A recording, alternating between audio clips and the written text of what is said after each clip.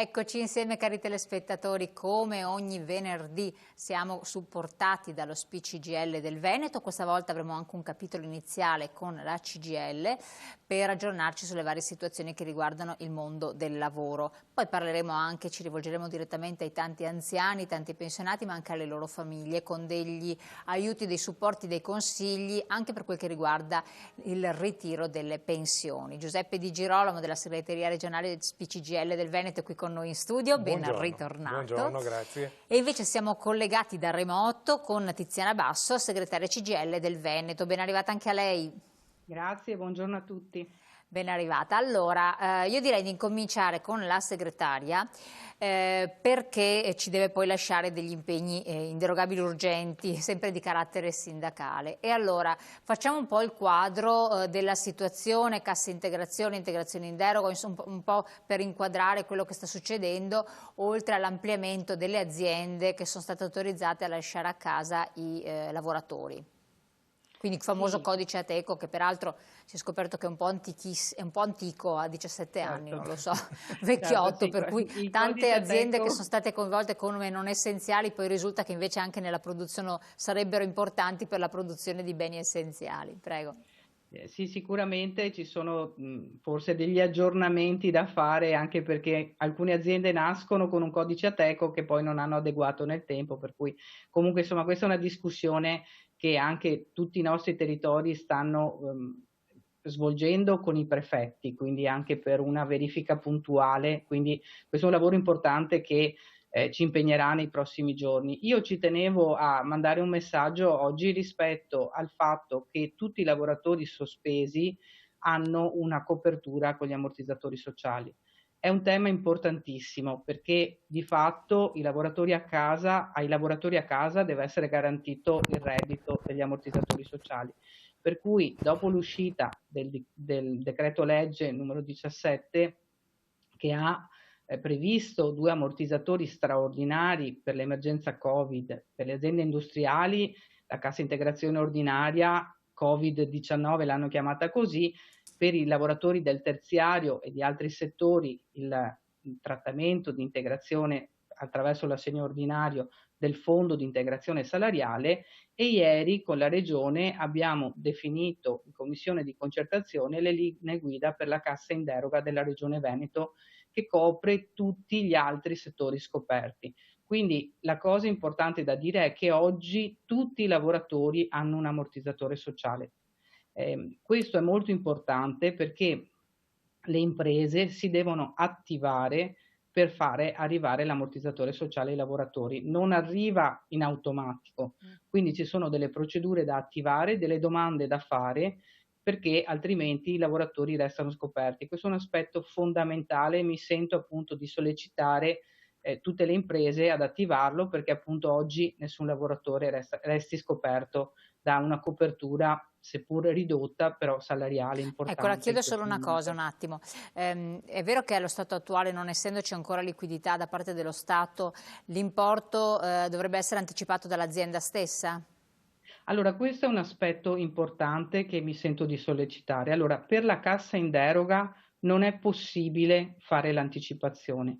La norma e le procedure particolari che caratterizzano la cassa in deroga ne prevedono solo il pagamento diretto da parte dell'INPS, mentre la cassa integrazione ordinaria, che ripeto è per le aziende industriali, e il fondo di integrazione salariale, l'assegno ordinario, può essere anticipato. Allora, io mi sento di richiamare a senso di responsabilità le imprese, chi può lo faccia, perché oggi è stata data la possibilità anche a queste aziende di chiedere il pagamento diretto, però questo significa per forza di cose allungare i tempi di erogazione ai lavoratori, per cui io sollecito le imprese, chi può anticipi il trattamento di integrazione salariale, perché questo è fondamentale. Certo, ci sono molte aziende però che lamentano di essere senza possibilità di farlo, non per niente hanno lasciato a casa i lavoratori, hanno fatto giocoforza perché la produttività è ridotta all'osso, per cui parlava il governo di chiedere l'anticipazione alle banche, però questo poteva provocare degli scompensi, alla Banca d'Italia, procedure troppo lunghe, per cui sembra che ci sia un problema serio di liquidità. Certo, c'è un problema di liquidità e ne abbiamo tutti consapevolezza. In Regione Veneto è già attivo un accordo per l'anticipazione sociale da parte dalle banche, è attivo ancora dal momento della crisi, della grande crisi del 2009 in poi. Mm. Attualmente è già praticabile l'anticipazione sociale, solo che quell'accordo che è stato fatto da Regione Veneto con le banche è figlio di tempi diversi, per cui le procedure burocratiche per l'accesso all'anticipazione sociale, con le ristrettezze dei DPCM legati alla mobilità, oggi sarebbero difficilmente attuabili. Per cui noi abbiamo chiuso ieri sera, come le dicevo, la definizione delle linee guida con la Regione Veneto. Nella prossima settimana la Regione Veneto ci ha già comunicato che si attiverà con le banche per trovare procedure anche per via telematica per dare la possibilità ai lavoratori all'accesso all'anticipazione sociale. C'è già un fondo di garanzia da parte della Regione Veneto attraverso Veneto Sviluppo, per cui noi, tra virgolette, come Regione siamo già pronti per questo tipo di percorso.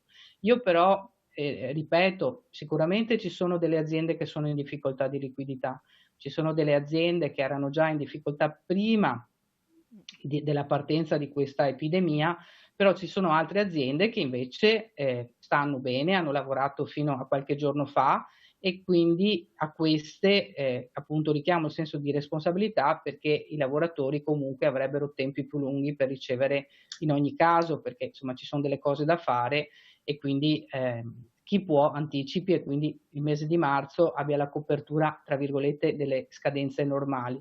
Poi noi tutti siamo consapevoli e azienda per azienda dove riusciamo a confrontarci andiamo anche a verificare le singole situazioni. È chiaro che ci sono delle difficoltà per tutti.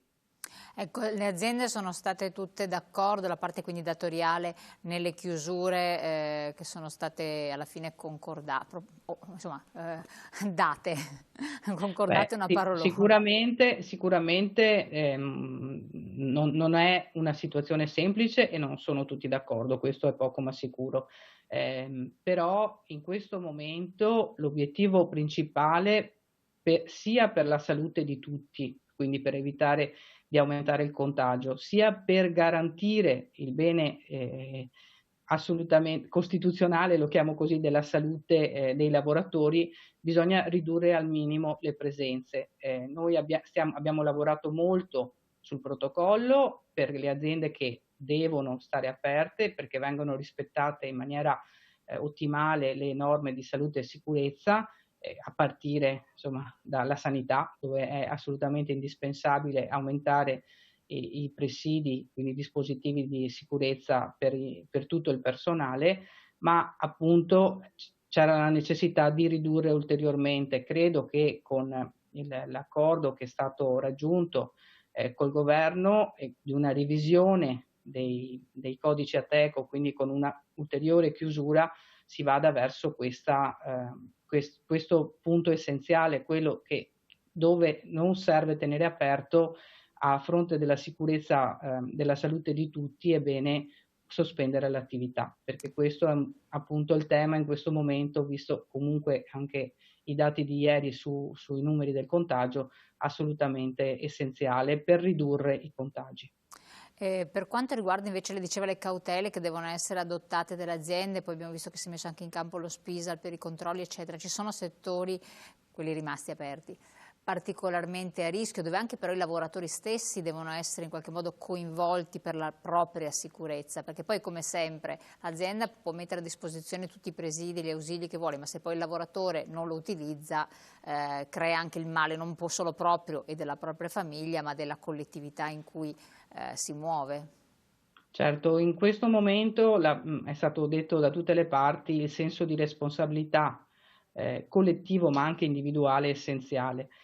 Noi stiamo lavorando, appunto io ho sollecitato il tema della salute e sicurezza degli operatori sanitari, ma anche di quelli delle case di riposo, ma provi a pensare anche a tutto l'indotto, stiamo parlando anche di chi fa le pulizie, di chi garantisce le mense in queste strutture deve essere garantito a partire dal fatto che abbiano la possibilità di fare i tamponi e poi che abbiano a disposizione tutto quello che serve per tutelarne la salute, che in questo momento è fondamentale. Poi abbiamo altri settori su cui in questi giorni sono stati fatti interventi importanti, tra l'altro con un confronto puntuale nelle aziende che sono state aperte. In molte aziende si sono costituiti i comitati previsti dal protocollo e si sono condivise le modalità, quali dispositivi attuare, soprattutto il tema del distanziamento, che è un tema fondamentale che in alcune aziende è complicato da attuare, però gli sforzi sono stati fatti e in molti casi sono stati attuati. Concordo con lei che in questi giorni è stato fondamentale l'intervento degli SPISAL, che sono intervenuti in molte aziende per dare anche indicazioni utili, perché è chiaro che è un momento complicato e non sempre si è chiaro quello che si deve fare. E quindi in alcuni territori ci sono state moltissime uscite a supporto. Io segnalo una difficoltà in un settore fondamentale come quello della logistica.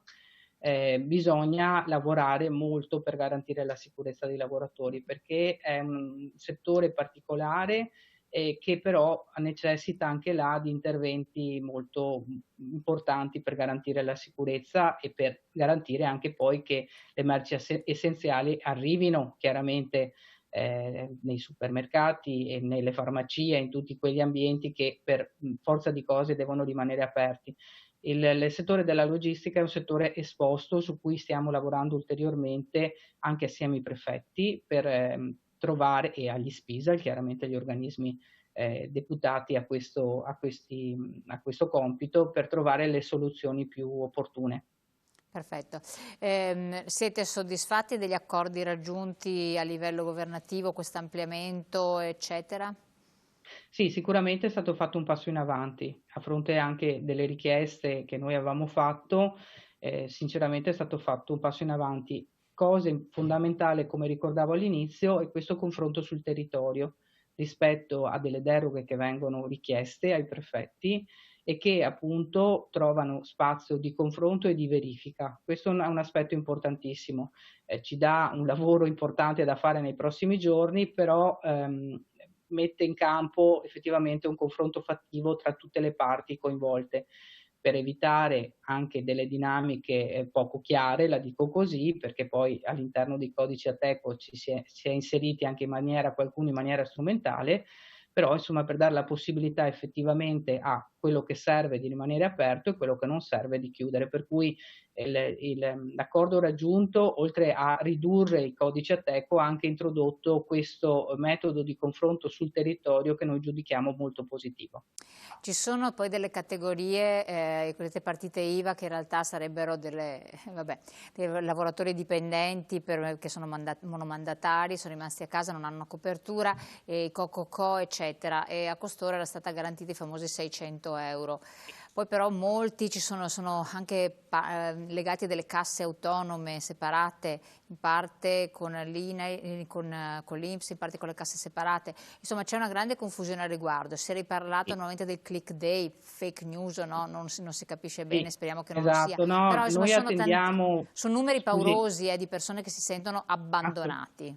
assolutamente, noi attendiamo per questa mattina, massimo lunedì, la circolare INPS che dovrebbe mettere chiarezza su molti di questi aspetti. Li citava lei alcuni, ma abbiamo gli stagionali Sì, che non hanno cominciato a lavorare sì, fondamentalmente perché non è partita la stagione. Abbiamo anche delle criticità anche rispetto agli ammortizzatori. Tutti gli ammortizzatori coprono da chi era in forza dal 23 febbraio, ma alcune assunzioni sono state fatte dopo perché non si pensava a un disastro e a una progressione così importante, per cui abbiamo oggi comunque un gruppo di lavoratori scoperti. Noi speriamo che la circolare intanto dia chiarezza rispetto all'accesso e alle modalità d'accesso e a chi ha la copertura o no. Chiaramente noi abbiamo sollecitato il governo perché ci sarà un nuovo DL ad aprile, nuovo decreto legge ad aprile, perché vada a sanare quelle situazioni che comunque rimangono scoperte, perché come le dicevo alcune criticità ci sono. certo. Quindi dobbiamo assolutamente sia, la dico così, trovare anche ulteriori finanziamenti, perché i finanziamenti che sono stati inseriti nell'ultimo DL non saranno assolutamente No, sufficienti infatti.